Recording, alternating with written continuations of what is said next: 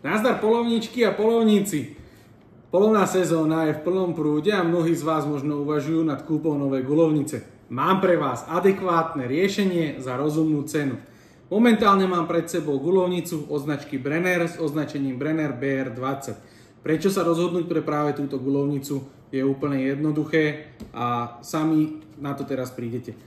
V cene guľovnice je už výver, čiže na výver si dokážete nahodiť akúkoľvek ľubovoľnú optiku, či je to už nočná, denná optika. Samozrejmosťou je závid M15x1, v neposlednom rade štandardný záver pákový s indikátorom nabitia, v neposlednom rade zase trojpolohová poiska, kde si vlastne dokážem záver úplne zaistiť, aby som ho nedokázal vyťahnuť.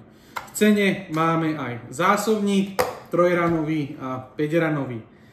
Ako môžete sami dobre vidieť, táto guľovnica je v prevedení Tambol, čiže je to kvalitnejšia, lepšia pažba, lepšie sa vám to zapaží a nemusíte zúfať. Máme aj v klasických štandardných pažbách, máme aj v čiernej, zelenej a oranžovej. Plastové pažby sú dokonca osadené s bifastom. Najväčšia výhoda tejto zbrane je tá, že sa stále držíme v cenovke do 1000 eur.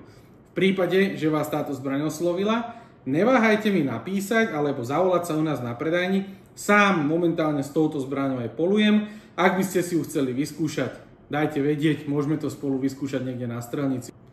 Pri tom, ako som vám veľmi rýchle vysypal všetky výhody tejto zbrane, som na jednu veľmi dôležitú výhodu zabudol. V cene tejto zbrane máte plastový prepravný kufor, do ktorého dokážete zbraň zbaliť aj s tlmičom, po prípade s rôznou optikou. Za mňa zase veľká výhoda pri preprave. Takže dúfam, že som vás teraz ešte viacej zaujal a teda, že sa vidíme u nás na predajni.